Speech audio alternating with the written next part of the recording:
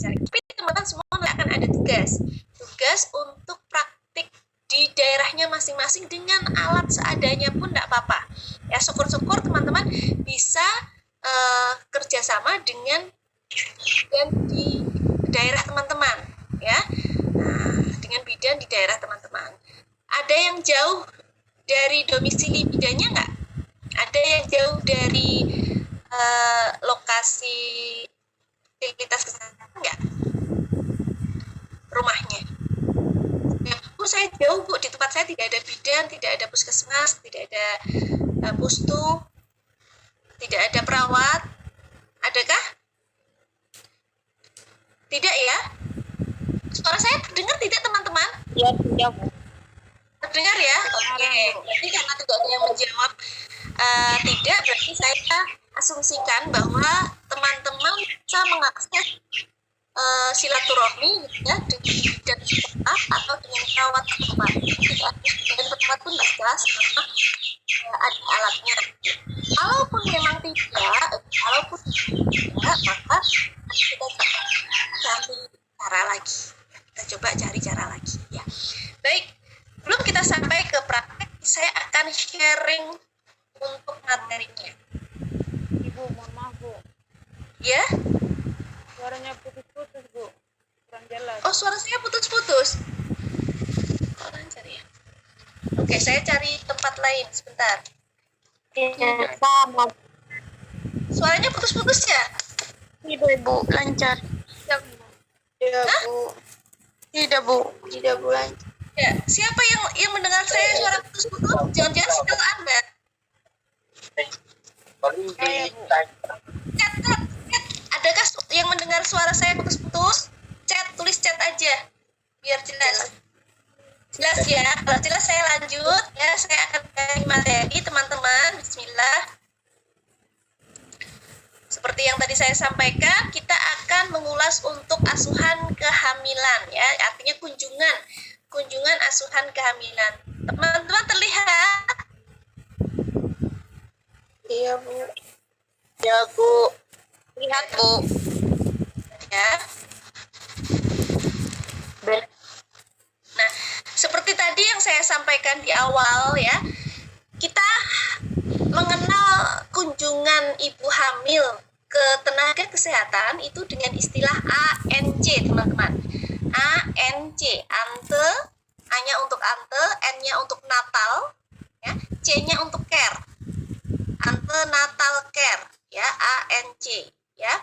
Nah, jadi ANC ini adalah kunjungan ibu hamil kepada tenaga kesehatan, dalam hal ini bidan atau DSOG atau SPOG ya, untuk melakukan pemeriksaan kehamilannya ya, baik itu di trimester 1, 2, atau 3.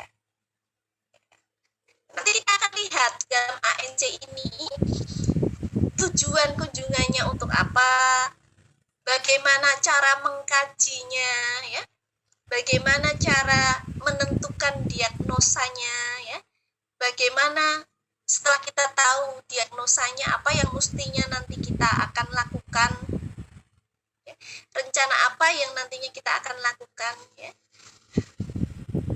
itu yang nanti akan kita lihat. Jadi asuhan kehamilan terkait kunjungan ibu hamil ini sejatinya ada dua, yaitu kunjungan awal kehamilan dan kunjungan kehamilan lanjut ya, kunjungan kehamilan lanjut. Kalau berdasarkan aturan dari Dinas Kesehatan ya, kalau di Indonesia sendiri SOP-nya adalah minimal setiap ibu hamil itu melakukan kunjungan kehamilan minimal itu 4 kali, teman-teman. 4 kali ya. 4 kali ini kunjungan pertama dilakukan pada trimester 1 ya, 1 kali pada trimester 1 ya, secepatnya di trimester 1, 1 kali di trimester kedua ya, dan 2 kali di trimester ketiga. Oke, saya ulang lagi. Jadi antenatal care ini kalau di Indonesia itu ada kebijakan minimal ya, artinya boleh lebih dari itu, boleh gitu ya. Minimal 4 kali selama kehamilan. 1 kali trimester 1, secepatnya di trimester 1 ya.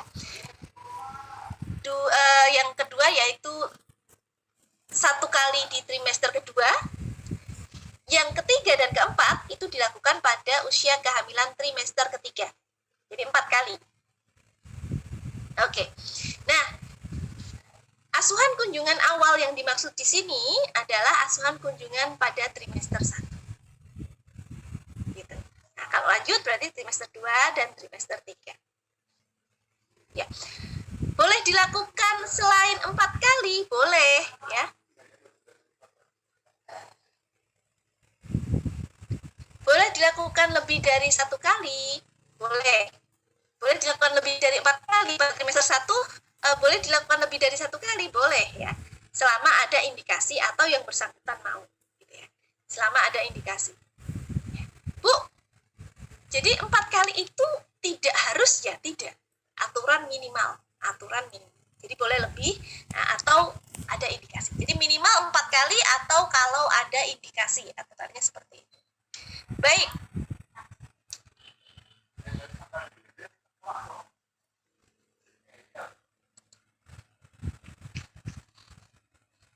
Ya, selanjutnya ini tujuan kunjungannya, teman-teman. Ya, kunjungan pertama sangat penting, ya, karena merupakan kesempatan pertama untuk tenaga kesehatan, dalam hal ini bidan maupun DSOG, menilai bagaimana keadaan kesehatan ibu dan janin. Ya. Sekaligus juga untuk menentukan kualitas interaksi antara pelaksana pelayanan, ya, dengan ibu dalam hal ini ibu hamil, ya, sebagai klien di kemudian hari. Untuk membangun bonding, untuk membangun kedekatan, gitu ya, antara ibu hamil dengan nakes, dengan bidan. Nah, ini pentingnya kunjungan awal atau kunjungan pertama, ya. Perlu juga diperhatikan kalau tadi disampaikan pada slide bahwa kunjungan pertama itu untuk menilai keadaan kesehatan ibu dan janin. Ya, teman-teman, pernah ada kasus di mana ibu itu sudah positif, ya, tahu dia tes pack hamil, tapi tidak kemudian dia periksa karena berpikir bahwa periksanya besok-besok saja kalau sudah trimester 2, ya, kalau sudah di atas 3 bulan, ya. Tapi setelah dilakukan pemeriksaan, ternyata blinded ovum atau tidak berkembang janinnya, ya, tidak berkembang janinnya. Gitu. Ada juga dia tidak melakukan pemeriksaan, ya, selama trimester 1, trimester 2, gitu ya. Setelah trimester ketiga, ya, dia baru mau periksa, baru diketahui kalau ternyata anencefali, ya, anencefali, atau si janin ini tidak memiliki batok kepala, Artinya saat lahir janin tidak mungkin lahir normal, tidak mungkin pevagina. Satu-satunya pilihan kalau mempertahankan agar bayi bisa lahir, tapi bayi tidak akan bertahan, ya, tidak akan bertahan saat dia lahir, ya. Dia pas lahir dia masih bisa hidup, ya, tapi tidak akan bertahan lama, ya. Nah, logikanya dia tidak akan bertahan lama. Dia sudah lahirnya itu pakai SC, seksio cesaria, tapi setelah lahir pun tidak bisa ditimang oleh ibu bapaknya, ya. Paling sekitar 5 jam, 10 jam bertahan, kemudian meninggal bayinya. Ya, teman-teman bisa bayangkan, ini bayi sudah di dalam rahim ibu, ya, atau taruhlah 8 bulan, ternyata setelah lahir tetap saja meninggal, gitu. Dengan kalau misalnya si ibu tadi melakukan pemeriksaan pertama, ya, pada usia kehamilan 1-3 bulan, kunjungan pertama, diketahui lebih awal bahwa janin ini benar anencefali, sehingga bisa diputuskan dari awal sekiranya memang memutuskan untuk tidak diteruskan kehamilannya, maka bisa jadi itu menjadi lebih baik. Gitu. Ibu lebih siap, bapak lebih siap ya. Karena memang bisa diketahui dari awal kehamilan, termasuk blended ovum tadi. Jadi tidak perlu menunggu sampai 4 bulan baru diketahui, oh ternyata aku blended ovum gitu. Oh ternyata aku hamil anggur. Oh ternyata ektopik gitu ya. Kalau dilakukan pemeriksaan di awal kehamilan, di trimester awal-awal kehamilan ya. 5 minggu, 4 minggu, 5 minggu itu sudah bisa diketahui. 4 minggu, 5 minggu itu sudah bisa diketahui. Oh, keadaannya bagaimana? Bisa diteruskan atau tidak? Oh, ini tidak mungkin diteruskan. Kalau diteruskan nanti akan seperti ini, seperti ini, seperti ini. Nah, dokter nanti akan memberitahu langkah bijak apa yang sekiranya bisa diambil. Oke. Baik. Jadi ini pentingnya kunjungan di awal kehamilan, teman-teman. Kualitas interaksi ini juga tidak kalah penting ya. Kualitas interaksi antara nakes dengan klien, dengan ibu hamil ini pun tidak kalah penting. Dan ini bisa dinilai di awal kehamilan. Baik ibu maupun nakesnya. Apakah aku akan berlanjut untuk ini? Itu dari ini ya. Kemudian dari nakesnya, bagaimana caraku melakukan pendekatan pada si ibu ini? Dengan adanya komunikasi di awal kehamilan, maka bonding bisa dibentuk. Bonding bisa dibangun. Oke. Baik, saya lanjut. Nah, saat melakukan pemetaan, ya, kita ada 7 langkah sebenarnya. Saya lihat di dokumentasi itu, teman-teman nanti belajar dengan buku Khotimah pada pembagian materi. Sudah atau belum? Sudah belajar tentang 7 langkah Varney? SOAP dan 7 langkah Varney sudah belajar, teman-teman? Belum? Sudah ya? Maaf.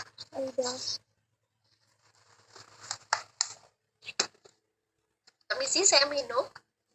Baik, kalau sudah menjadi lebih mudah untuk saya. Jadi, 7 langkah Varney yaitu adalah pola pikir. Pola pikir setiap bidan dalam melaksanakan asuhan pada segala kasus kebidanan. Ya, segala kasus kebidanan. Apakah ibu hamil, apakah bersalin, apakah nifas, atau kasus yang lain di kebidanan. Semua pola pikirnya atau mindsetnya ada pada 7 langkah Varney. Ya. Hanya pada implementasi pelaksanaan kita menggunakan SOAP, subjektif, objektif, assessment, dan planning. Ya. Jangan bingung karena sejatinya SOAP ini sama dengan Varney, sejatinya gitu. Ya, hanya lebih disederhanakan saja, disederhanakan. Ya. Di dalam SOAP pun sebenarnya ada Varney. Dalam Varney pun sebenarnya ada SOAP. Ya, jadi jangan bingung. Oke, saya menuju pada langkah pertamanya. Ya. Apakah itu pola pikir, apakah itu di SOAP, apakah itu Varney maupun SOAP? Langkah pertamanya selalu ini, teman-teman ya, pengkajian data. Pengkajian data, kita itu sedang membahas asuhan kebidanan kehamilan, maka yang dikaji adalah data ibunya ya, dan data janin, data ibu dan data janin. Ya, pengkajian data. Ya, yang pertama biasanya yang diulas adalah biodata dulu ya. Nah, biodatanya ibu, namanya ibu, usianya ibu, tempat tanggal lahir, alamat ya, termasuk juga pekerjaan ya, termasuk juga pekerjaan dan status ekonomi ya, status ekonomi. Jadi jangan sampai data ini data asal-asalan ya. Orang kebanyakan menganggap data biodata itu sebagai hal yang tidak begitu penting, jadi kadang tidak lengkap ya, kadang tidak lengkap, padahal ini penting. Kenapa Bu Ora katakan biodata itu penting? Kita bisa tahu status ekonomi ibu untuk nantinya bisa bisa mengambil benang merah kira-kira ibu ini memiliki masalah tertentu untuk kemudian kita tawarkan solusi pada perencanaan masalahnya apa yang sesuai dengan kondisi ibu. Yang sesuai dengan kondisi ibu. Taruhlah alamat ya. Alamat kalau di admin itu di rekamedik pertama itu biasanya si klien akan diminta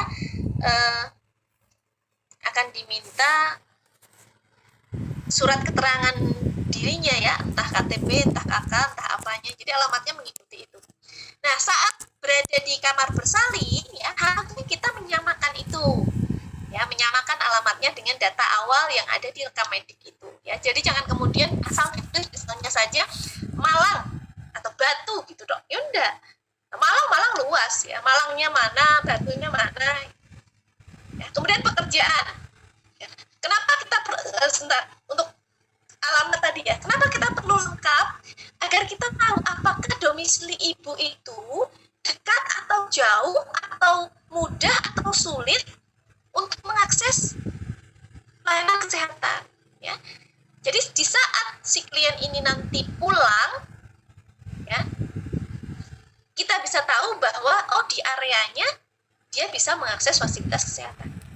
Atau saat kita nanti ketemu masalahnya ibu, kita bisa tahu ternyata seperti ini.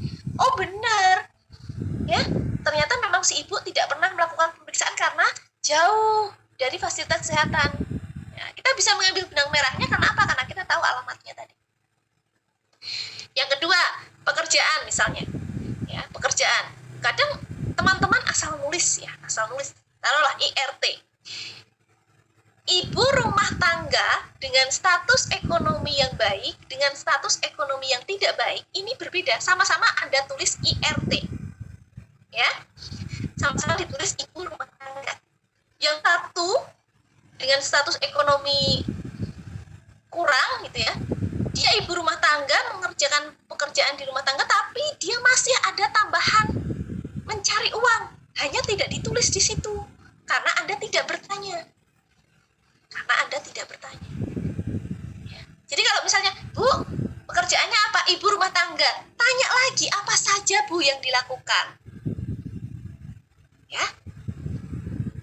Karena ibu rumah tangga status ekonomi rendah dengan ibu rumah tangga yang status ekonominya baik beda.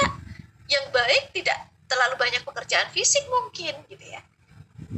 Tapi yang status ekonominya rendah, dia sudah melaksanakan semua pekerjaan domestik, dia mungkin saja dia masih bekerja. Ya, tapi dia tidak paham bahwa itu artinya dia punya pekerjaan lain selain ibu rumah tangga. Itu bisa kita ketahui saat kita tanyakan. Nek kita tidak tanyakan, kita tidak akan dapat informasi itu. Kalau kita tahu informasi tersebut, misalnya, ternyata ibu ini double burden, memang pekerjaannya banyak sekali, sedangkan kondisi kehamilannya tidak terlalu bagus, maka, ini nanti bisa menjadi jalan kita untuk bisa menentukan rencana pada ibu-ibu. Berarti ibu ini perlu mengurangi aktivitas. Ya. Pekerjaan yang mana saja yang sekiranya perlu dikurangi, oke, ayo ditanyakan lagi.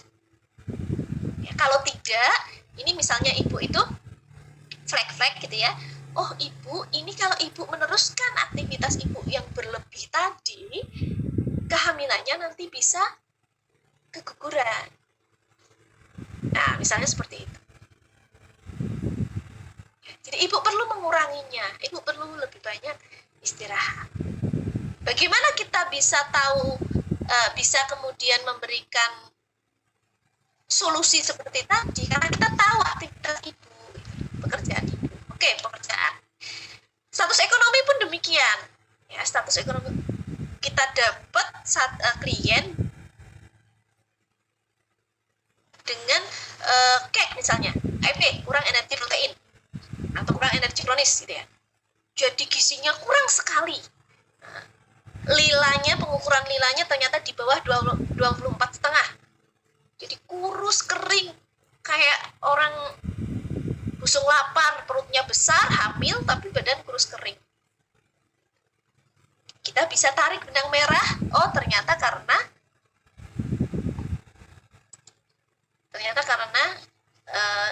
secara ekonomi memang rendah. Oke, ini pentingnya data. Jadi apakah teman-teman ini nanti lengkap dalam mengumpulkan data? Ini akan menentukan mudah atau tidaknya teman-teman menentukan rencana tindakan atas masalah-masalah yang teman-teman temukan. Oke. Saya lanjut, sudah diingatkan. Nah, ini pengkajian data untuk kesehatan ibu hamil ya. Setelah biodata tadi yang saya sampaikan, kita akan mengenal yang namanya data subjektif, teman-teman. Saya yakin di Parne pun teman-teman sudah pelajari ini di pengkajian data ini ya. Ada data subjektif, ada data objektif. Data subjektifnya ini. Data subjektif adalah semua data yang diperoleh tenaga kesehatan dari hasil anamnesa, dari hasil wawancara, dari hasil tanya jawab. Ya, anamnesa, wawancara, tanya jawab itu sama. Ya. Jadi semua hasil informasi yang dikumpulkan oleh nakes ya, yang berasal dari anamnesa, tanya jawab. Apa saja antara lain ada biodata. Kita tanyakan biodata tadi ya, nama, pekerjaan ya. Kemudian kita tanyakan keluhan utamanya. Biasanya keluhan ini yang menjadi alasan ibu datang. Alasan klien datang kepada kita ini menjadi keluhannya utama ibu.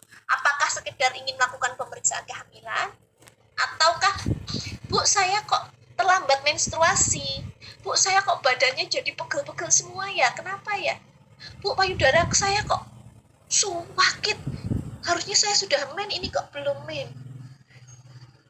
Saya cemas, ini payudara saya sakit sekali misalnya. Karena memang salah satunya payudara membesar ya, tanda gejalanya. Ini keluhan utama. Riwayat perkawinan, ini juga kita tanyakan kepada ibu. Apakah ibu ini pernikahannya pertama atau pernikahan kedua?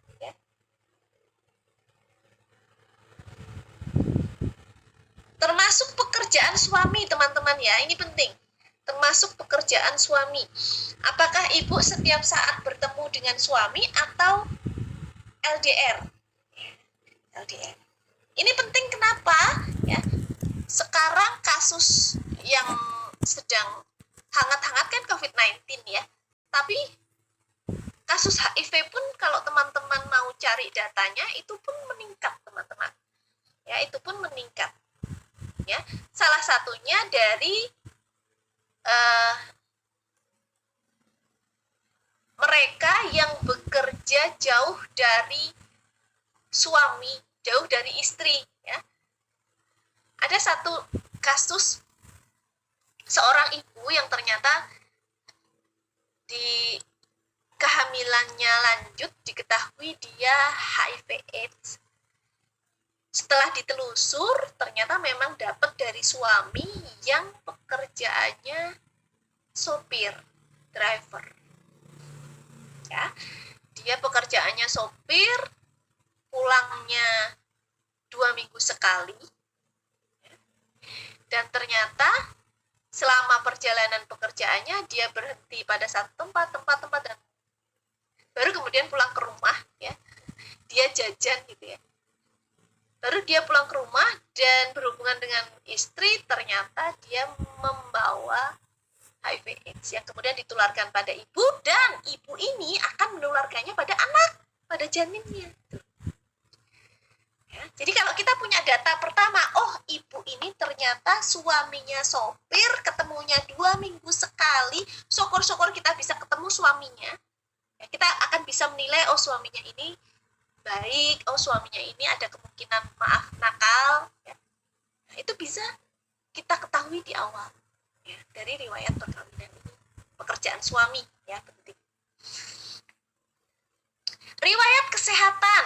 Nah, riwayat kesehatan ini baik riwayat kesehatan yang bersangkutan atau ibu, juga riwayat kesehatan keluarga. Apakah ada penyakit genetik? apakah ada herediter dari keluarganya, misalnya ada keluarga keturunan kembar, ada yang memiliki penyakit hipertensi, ada yang memiliki penyakit diabetes mellitus atau gula, atau ada yang memiliki penyakit asma, ya. Nah, ini penting untuk dikaji teman-teman, utamanya yang memang penyakit tersebut merupakan penyakit herediter atau genetik. Ya. Tidak melulu penyakit ya, termasuk kembar atau gemeli tadi ya. Nah, ini juga genetik. Kalau kita ketahui dari awal, maka kita bisa siap-siap. Oh, berarti ada kemungkinan ini ibu nanti bagaimana, seperti itu.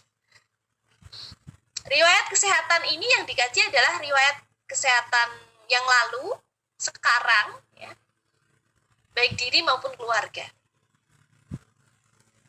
Kemudian riwayat obstetri ginekologi, ini riwayatnya si ibu. Nah, kemarin saya masih ingat pada UTS kemarin saya ada kasus GPA, ya saya sebutkan GPA. Ada teman-teman yang WA saya, ya, asumsi saya teman-teman sudah tahu, ya. Nah, tapi ternyata ada teman-teman yang WA saya artinya belum tahu, ya. Saya jelaskan sekalian di sini. Jadi kalau di kasus, misalnya teman-teman ketemu GPA, maka G ini yang dimaksud G-nya adalah gravida. Ya. Gravida. G itu artinya hamil. Gravida. Jadi ibu ini sekarang kan hamil.